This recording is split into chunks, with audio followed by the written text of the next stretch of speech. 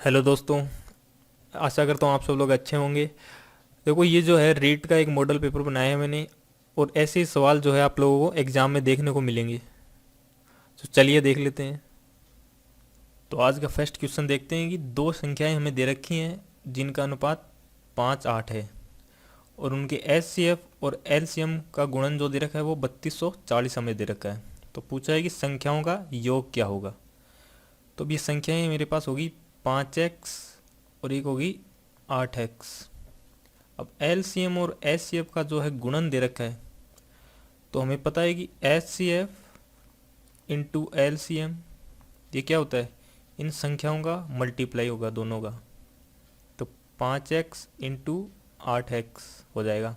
LCM और HCF का गुणन कितना है, ये हो गया 3240 बराबर, और ये हो जाएगा 40x²। तो एक जीरो से एक जीरो कट गई, और 4 से ये कट जाएगा 8 बार, और ये 4 कट जाएगा एक बार। तो x² की वैल्यू आ गई 81। तो x की वैल्यू हमारे पास निकल के आएगी 9। अब x की वैल्यू 9 लिखें, यहाँ पे रखेंगे, तो ये हो जाएगा 9 5 45। तो एक नंबर तो हो गया 45, और एक हो गया 72, 72 हो गया। तो इन दोनों का सम हमसे पूछा है। तो 72 और 45 कितने हो गए, 5 और 2 7, और 7 और 4 11। तो इसका आंसर क्या हो जाएगा, 117 करेक्ट आंसर हो जाएगा इसका।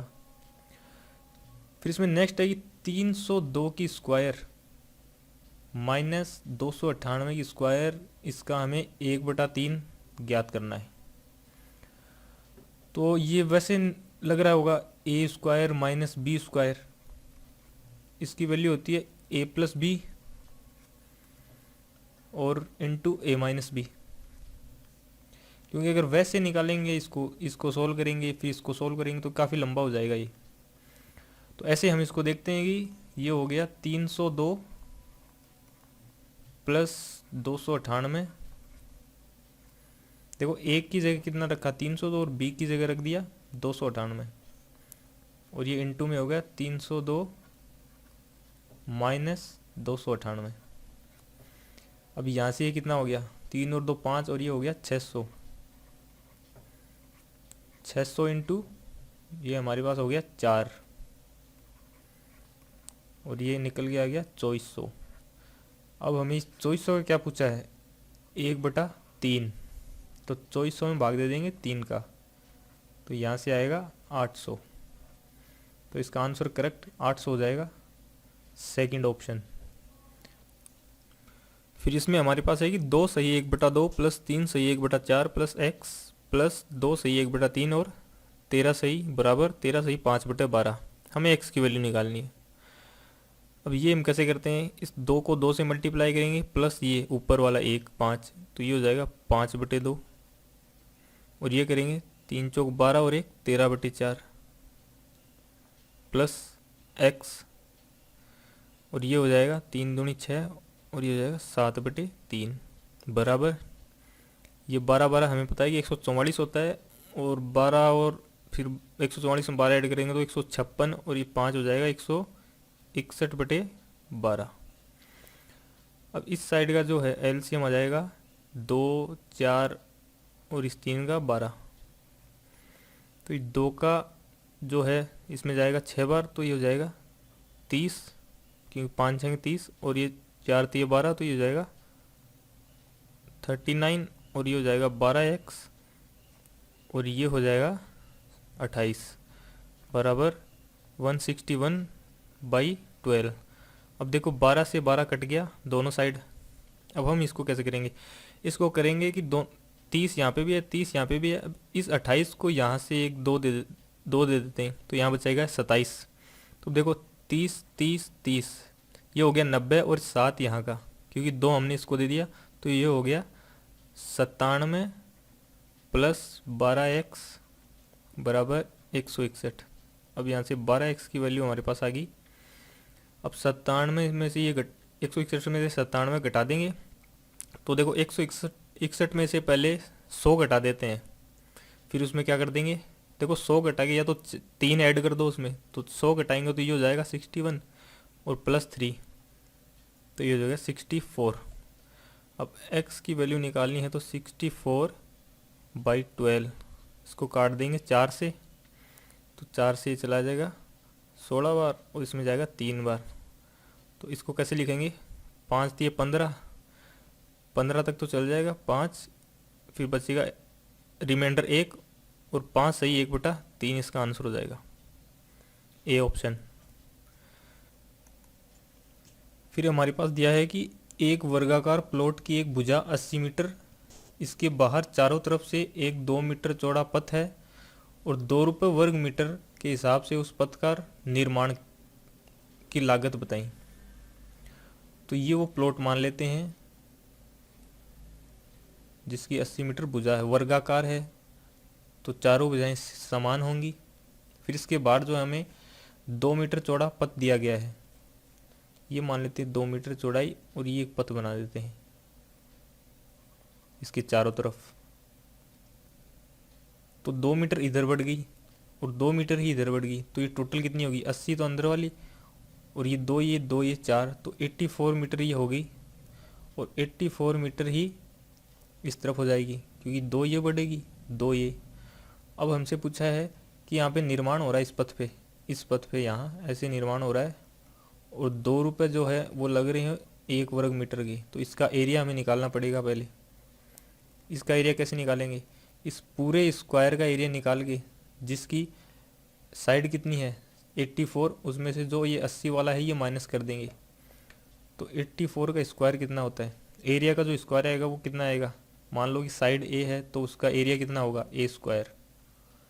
ऐसे 84 का स्क्वायर कितना होगा, ये 4 चौक 16 इधर हो गया, और ये 8 8 64, और ये 8 चौक 32, 32 दूनी 64, 64 हो गया, और ये 6 आ गया, ये 5, और ये 6 4 10, और ये हो जाएगा 7। तो 756 जो है 84 की स्क्वायर होगी, माइनस 80 की जो स्क्वायर होगी वो माइनस कर देंगे, क्योंकि अंदर वाले का एरिया कितना होगा 8 80 इंटू 80, तो ये हो जाएगा 6400। तो यहाँ से हमारे पास निकल के आएगा ये 6, और ये हो जाएगा 656। अब 656 मीटर स्क्वायर हमारे पास एरिया आ गया, लेकिन 1 मीटर की रेट कितनी है 2 रुपये, तो 656 की रेट कितनी हो जाएगी, 656 इंटू 2, तो ये हो जाएगा 6 दूनी 12, 1 5 दूनी 10 11, और ये हो जाएगा 6 दूनी 12 1 13, तो 1312 रुपये लागत आएगी, जो कि फर्स्ट ऑप्शन में दिया गया। फिर इसमें नेक्स्ट है कि 1 सेंटीमीटर किसके बराबर होता है। अब 1 सेंटीमीटर हमें पता है कि 1 सेंटीमीटर जो है उसमें 10 mm होते हैं, ये इसका आंसर जो है थर्ड ऑप्शन हो जाएगा। लेकिन अगर मीटर पूछ ले तो मीटर में होता है, 1 मीटर में जो है 100 सेंटीमीटर होते हैं, और 1 मीटर में mm कितने हो जाएंगे, mm हो जाएंगे 1000। तो 1 सेंटीमीटर में कितने मीटर होंगे, 1 सेंटीमीटर में हो जाएंगे 0.01 मीटर। लेकिन यहाँ ये ऑप्शन सही है 10 mm, तो ये इसका आंसर होगा। फिर इसमें हमारे पास है कि एक वस्तु का अंकित मूल्य क्रय मूल्य से दुगना है, तो 80% लाभ के लिए हमें छूट प्रतिशत क्या होगा। तो अगर बताओ कि 60% लाभ कमाना है तो कितने प्रतिशत की जो है छूट देगा वो, तो इसने हमें दे दी मार्केट प्राइस और कॉस्ट प्राइस।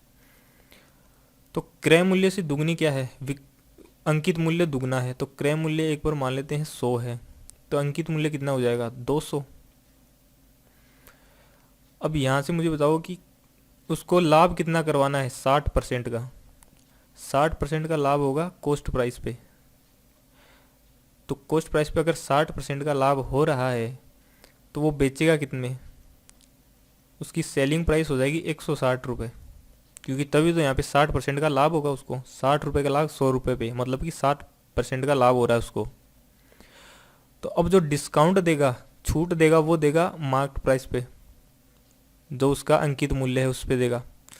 अब एक बात बताओ कि 100 रुपये में खरीद के 160 में बेच रहा है और 200 रुपये उसने अंकित किए हैं, तो यहाँ से ये गैप कितना हो गया 40 रुपये। इसके मतलब कि वो 40 रुपये की छूट दे रहा है, अब 40 रुपये कितने प्रतिशत है, तो ये हम निकाल लेते हैं कि जो डिस्काउंट दिया जाता है वो दिया जाता है मार्क प्राइस पे।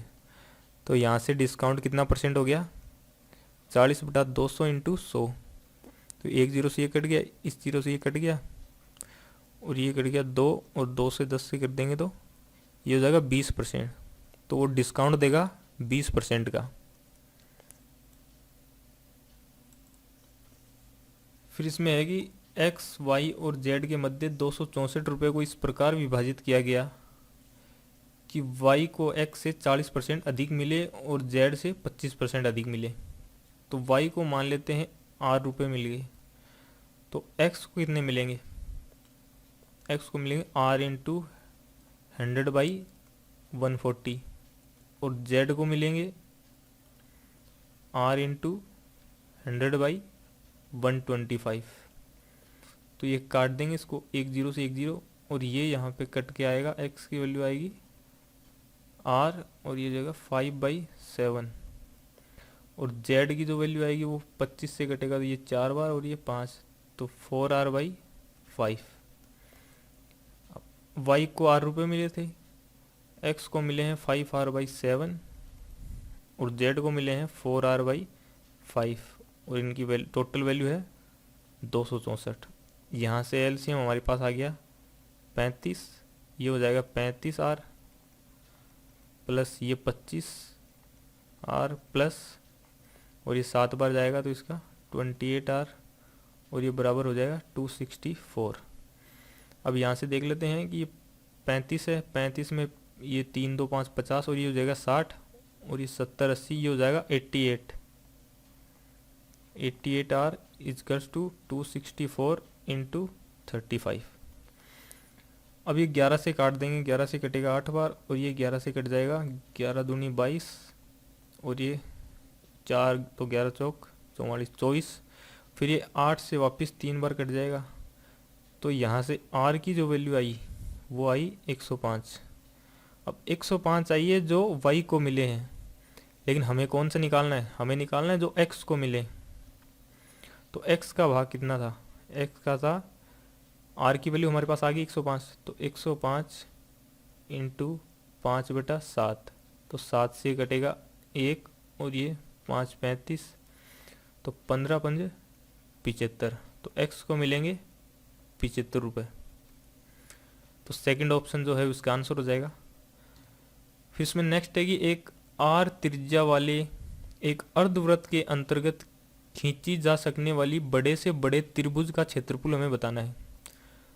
तो ये मान लेते हैं ये अर्धवृत्त है। अब इसके अंदर बड़े से बड़ा त्रिभुज कैसे बनाएंगे हम, देखिए इधर से तो बना नहीं सकते, इसे मान ले ऐसे बना देते हैं, तो नहीं बनेगा बड़े से बड़ा त्रिभुज जिसका एरिया मैक्सिमम हो। तो इस वृत्त के अंदर बड़े से बड़ा त्रिभुज कैसे बन पाएगा, जब उसका बेस हम ये होगा, ये जो इसकी डायमीटर है ना, तो हमें ये लेंथ दे रखी है, इसकी त्रिज्या दे रखी है R, तो ये भी R हो जाएगी। तो वो त्रिभुज बनेगा ऐसे, यहाँ टच करेगा फिर नीचे। तो ये त्रिभुज है, इसका एरिया कैसे निकालेंगे, त्रिभुज का एरिया होता है, ये इसकी हाइट होगी H, और ये इसका बेस हो गया जो कि हो गया B। तो B की वैल्यू हमारे पास 2R होगी, और हाइट की वैल्यू होगी R, क्योंकि ये यहाँ पे सेंटर है इसका, और ये हो जाएगी लेंथ R, क्योंकि यहाँ से इस तरफ जाओ किधर भी जाओ लेंथ यहाँ पे अगर टच होगी तो वो R ही आएगी। तो इसका एरिया हो जाएगा half into base into height, तो बेस क्या है 2R और हाइट है R, तो इस 2 से ये 2 कट गया, और ये हो गया R²। तो इसका एरिया कितना होगा R², मैक्सिमम एरिया। फिर इसमें नेक्स्ट है कि दी गई आकृति AB जो है वो पैरेलल है CD के, और y माइनस एक्स हमें ज्ञात करना है। ये x है, ये y है सॉरी, और ये x है, ये x है और ये y है, ये y माइनस एक्स हमें ज्ञात करना है। तो हम देखते हैं कि AB और CD जो है पैरेलल है, तो ये एंगल अगर 110 है तो ये एंगल भी 110 होगा, करस्पॉन्डिंग एंगल्स हो गए। अब ये लाइन सीधी है और ये से जा रही है, तो एक बात बताओ, एक लाइन ऐसे है उस पर अगर ये एंगल 110 है तो ये टोटल जो एंगल होता है इनका, ये पूरा एंगल इसका सम होता है 180 डिग्री। तो ये एंगल अगर y है तो ये हो जाएगा 180 माइनस 110। तो y की वैल्यू हमारे पास आएगी 70 डिग्री। और x की वैल्यू निकालनी है, x है ऐसे।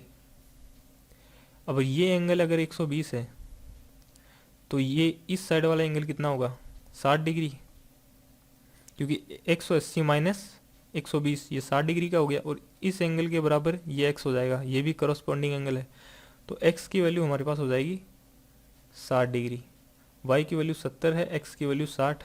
तो 70 माइनस 60 कितना होगा, 10 डिग्री।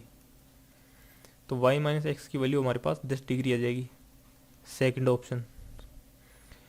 फिर इसमें नेक्स्ट है कि एक नियमित बहुभुज के आंतरिक और बाह्य जो कोण है उनका अंतर 60 डिग्री हमें दे रखा है। एक पॉलीगन है जिसके इंटीरियर और एक्सटीरियर एंगल का जो डिफरेंस है वो 60 डिग्री दे रखा है। तो हमें पूछा है कि भुजाओं की संख्या कितनी होगी। तो जो इंटीरियर एंगल्स का सम होता है पॉलीगन का, वो होता है n-2, n होती हैं sides, n-2 into 180 upon n। ये पॉलीगन का एक एंगल हो गया अंदर का। अब इसमें से माइनस कर देंगे हम, जो बाहर के जो एंगल्स होते हैं उन सब का सम होता है 360, और उसमें साइड से डिवाइड कर देंगे तो एक एंगल आ जाएगा। तो ये अंदर वाले एंगल का सम, ये interior angle minus exterior angle, हमें क्या दे रखा है, हमें दे रखा है 60 डिग्री। तो इसको हम सॉल्व करेंगे, 180 180 से अंदर मल्टीप्लाई होगा तो ये 180 n माइनस 180 को 2 से करेंगे तो ये हो जाएगा 360। और ये माइनस कितना हो जाएगा, ये हो जाएगा 360, क्योंकि इसमें n ही एलसीएम आएगा तो वो n इधर चला जाएगा, वो हो जाएगा 60 डिग्री n। तो यहाँ से ये हो जाएगा, ये 60 जो है ये इधर आएगा n से n, ये हो जाएगा 120 n। 180 में से 60 n घटाएंगे तो 120 n, और ये 360 और 360 जो जुड़ के हो जाएगा माइनस का 172। तो ये इधर जाके हो जाएगा प्लस का 72, और ये एक जीरो से एक जीरो कट गया, और 12 से 6 बार जो है 72 में भाग चला जाएगा इसका। तो n की वैल्यू हमारे पास क्या निकल गई, 6। तो पॉलीगन की साइड्स कितनी होंगी, 6 साइड्स हो जाएंगी। तो 4 नंबर जो है इसका करेक्ट आंसर हो जाएगा। फिर इसमें नेक्स्ट आएगी 10 सेंटीमीटर त्रिज्या वाले एक वृत्त का व्यास AB है। तो एक वृत्त मान लेते हैं हम, ये जिसकी त्रिज्या है, ये होगी त्रिज्या 10 सेंटीमीटर। इसका व्यास AB दे रखा है, ये AB है मान लो। व्यास होती है डायमीटर A, ये पॉइंट हो गया, और यहाँ ये B पॉइंट जो कि, और वृत्त की परिधि पर एक बिंदु C है। वृत्त की परिधि पर मान लेते हैं यहाँ एक बिंदु है C। यदि AC की लेंथ जो है ये होगी AC, इसकी लेंथ हमें 16 दे रखी है, तो हमें BC निकालना है। ये वाला पूछा है हमसे ये। तो हमें पता है कि जब भी व्यास से कोई भी एंगल बनता है, कोई भी पॉइंट हो जो कि परिधि पे हो और व्यास से जब उस पे एंगल बनता है तो वो 90 डिग्री का होता है, ये 90 डिग्री। अब बताओ ये इसकी जो है ये लेंथ 10 सेंटीमीटर, तो 10 सेंटीमीटर ये हो गई। अब इसमें कुछ नहीं है, ये वो पाइथागोरस थ्योरम लग जाएगी, ट्रायंगल बन गया जिसमें ये तो हमारे पास 20 दे रखी है, और ये जो इसकी हाइट है ये कितनी दे रखी है, 16, और ये हम मान लेते हैं x है। तो पाइथागोरस थ्योरम क्या कहती है, वो कहती है कि ये 20 की स्क्वायर जो कि हो जाएगी 400 बराबर x की स्क्वायर प्लस 16 की जो स्क्वायर होगी 256। तो x स्क्वायर की जो वैल्यू आएगी वो 400 माइनस 256 जो कि हो जाती है 144। तो x की वैल्यू हो जाएगी हमारे पास 12। तो ये जो लेंथ निकल के आएगी ये हो जाएगी 12। तो 4 नंबर जो है इसका करेक्ट आंसर हो जाएगा। फिर इसमें नेक्स्ट है कि बिंदु दे रखे हैं 3, 1,0, 5,0 और 3,3। अब पूछा है कि ये समबाहु त्रिभुज के कौन हैं, कोने हैं, या फिर समद्विबाहु के हैं, समकोण के हैं, विषम बाहु के हैं। तो हम ये कैसे ज्ञात करेंगे, हम देखेंगे कि इनके बीच में डिस्टेंस कितनी है। तो बीच में मान लो कि कोई पॉइंट हमें x1 दे रखा है और एक y1 दे रखा है। एक पॉइंट है x2 और एक y2, तो इनके बीच की अगर डिस्टेंस ज्ञात करनी हो तो वो होगी x1 माइनस x2 की whole square plus y1 minus y2 इसकी होल स्क्वायर। तो पहले हम इसकी a और b की दूरी देखेंगे। तो x1 कितना है, x1 ये मान लेते हैं 5 है, 5 में से एक गया 4, 4 की स्क्वायर होगी 16। तो ए बी की जो लेंथ आ गई वो 16 होगी, क्योंकि y तो इसमें दोनों में जीरो ही है।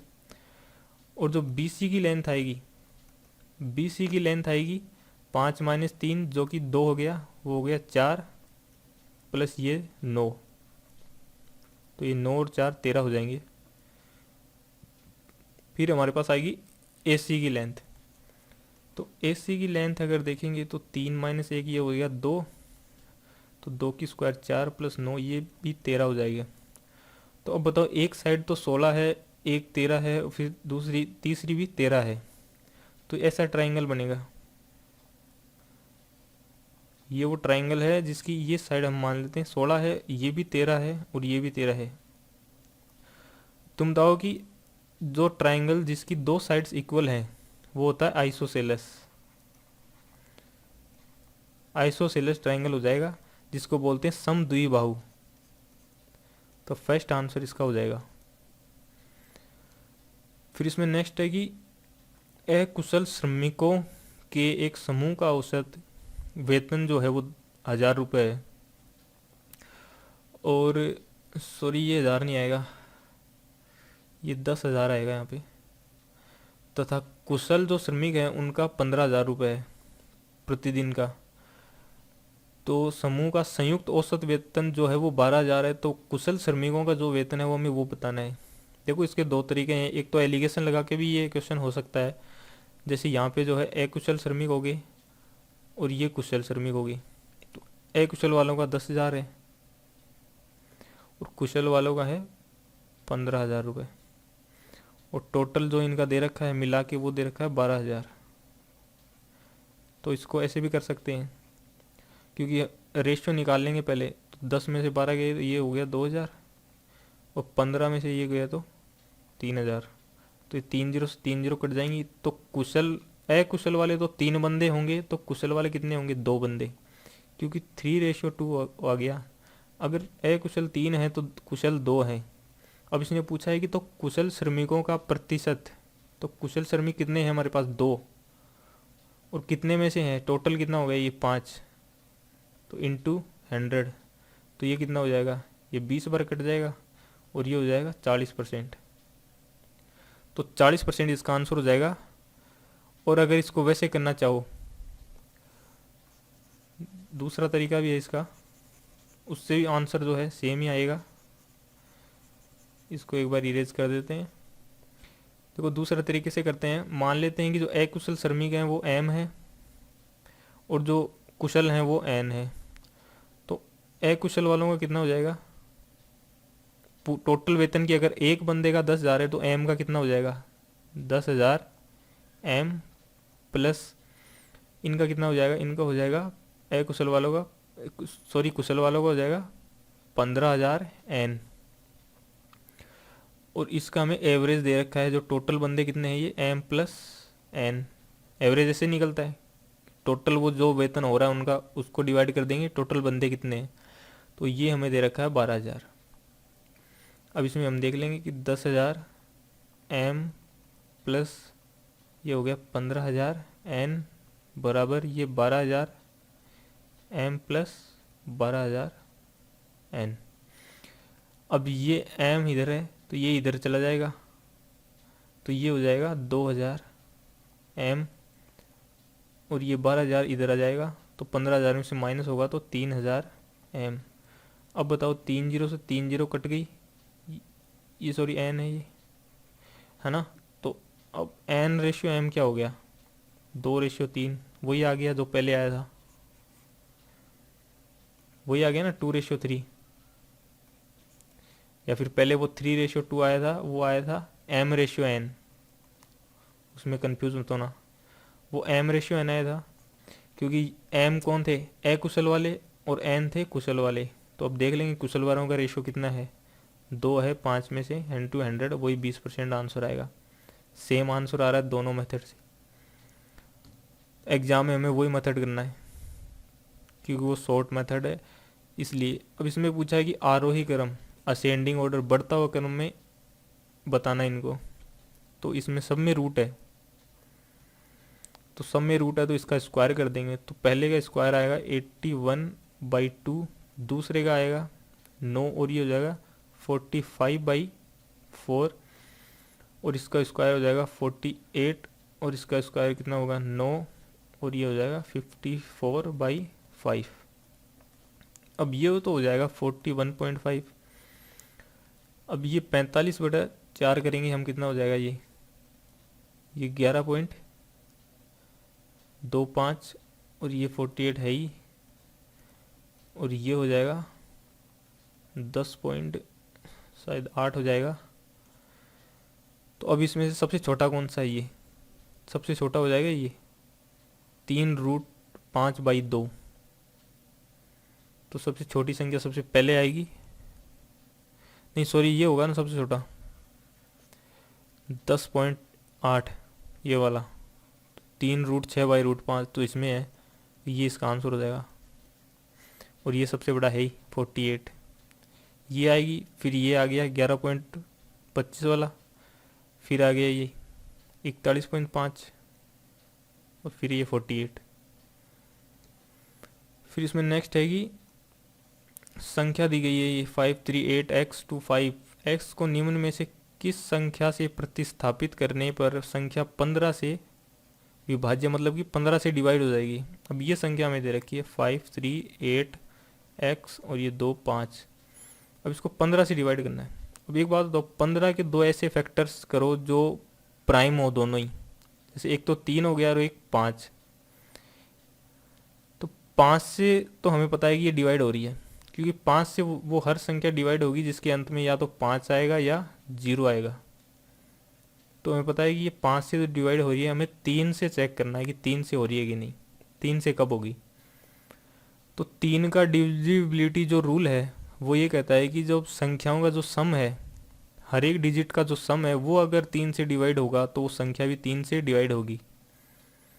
जैसे ये 5 प्लस 3 प्लस 8 प्लस ये x हो गया प्लस 2 प्लस 5।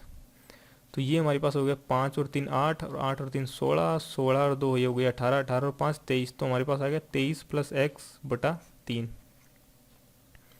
अब बताओ कि x की जगह ऐसा क्या रखूं कि ये 3 से डिवाइड हो जाए। 4 रख दूंगा तो हो जाएगी क्या? जैसे 23 प्लस 4/3 तो ये हो गया 27/3, ये हो रही है।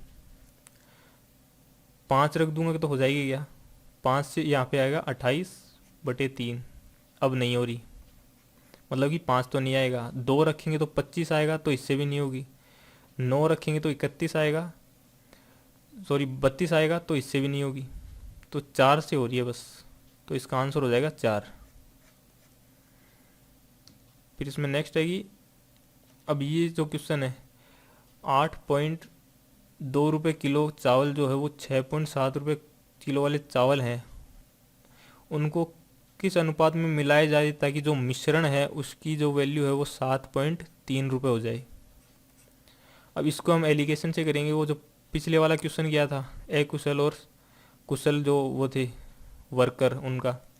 अब इसको सीधे एलिगेशन से करते हैं कि ये मान लेते हैं पहले नंबर के जो चावल हैं जो है 8.2 रुपये किलो और जो दूसरे नंबर वाले चावल हैं वो हैं 6.7 रुपये किलो, और दोनों को मिला के जब बेचा जाता है तो वैल्यू हो जाती है 7.3। तो अब रेशियो आ जाएगा हमारे पास, किस रेशियो में मिलाएं।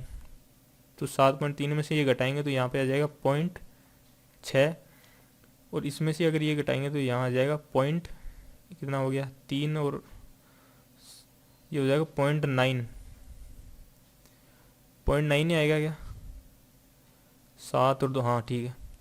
ये फिर इसका 0 हटाएगा, ये हो जाएगा 6:9, जो कि 3 से कट जाएगा तो 2:3 हो जाएगा। मतलब कि 2:3 में अगर इन दोनों को मिलाएंगे, ये इस चावल को और इस चावल को, अगर ये चावल 2 किलो मिलाएंगे तो ये वाला चावल कितने मिलाएंगे 3 किलो। तब जाके इनकी वैल्यू कितनी होगी 7.3। तो इसका आंसर हो जाएगा 2:3 में इनको मिक्स किया जाएंगे।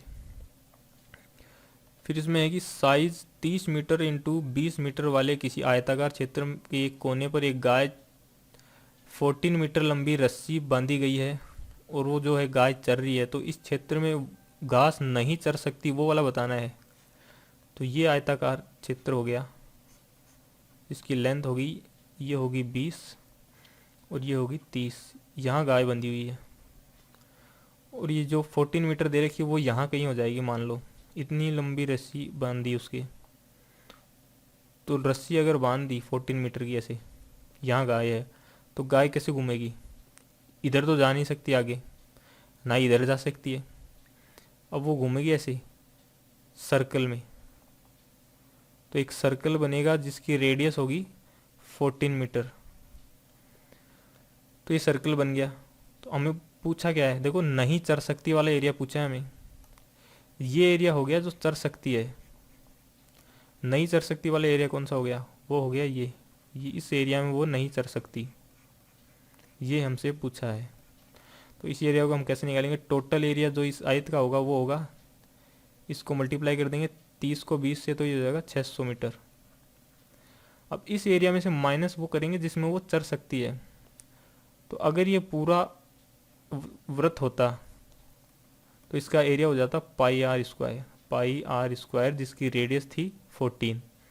लेकिन ये इसका चौथा भाग है, ये वृत्त है मान लो, तो ये इसका चौथा भाग हुआ ना, तो पाई आर स्क्वायर बाई 4 हमें निकालना है। तो वो हो गया 22/7 इंटू जो रेडियस है वो 14 है त्रिज्या, और ये बाई 4। तो 7 से ये 14 कट गया 2 बार, फिर इस 2 से ये कट गया 2 बार, फिर इस 2 से ये 7 बार कट जाएगा, और फिर यहाँ से 7 को 2 बार करेंगे तो यहाँ पे 4, फिर 7 दूनी 14 और ये 15 हो गया। तो ये एरिया 154 वो एरिया है जिसमें वो गाय चर सकती है। हमें निकालना है जिसमें नहीं चर सकती, ये वाला एरिया। तो टोटल आया था ये, इसमें से 154 माइनस कर देंगे तो यहाँ आ जाएगा 446। तो 446 मीटर स्क्वायर में वो गाय नहीं जा सकती। तो इसका आंसर हो जाएगा सेकंड नंबर। फिर इसमें नेक्स्ट है कि एम ए, ये मान लेते हैं ये जो है ये एम है, ये ए, और ये जो है एन, और ये बी, ये दोनों लाइन पैरेलल हमें दे रखी हैं। और ये जो एंगल है ये 45 दे रखा है, और ये जो एंगल है ये 30 डिग्री दे रखा है। हमसे पूछा ये वाला एंगल, ये दोनों के बीच में एक्स, ये पूछा ये क्या होगा। तो हम देखते हैं कि जो एम ए जो है वो एन बी के पैरेलल है, तो ये वाला जो एंगल होगा वो इस एंगल के बराबर होगा। यहाँ जो एंगल बनेगा ना, यहाँ जो एंगल बनेगा उसके बराबर होगा। तो ये एंगल भी 45 होगा क्योंकि ये करस्पॉन्डिंग एंगल होंगे। ये 45 है क्योंकि ये दोनों लाइन पैरेलल है, तो ये 45, तो ये 45 होगा। अब ये 30 डिग्री है और ये 90 दे रखा है, तो जो ट्राइंगल की जो एंगल का सम होता है वो होता है 180।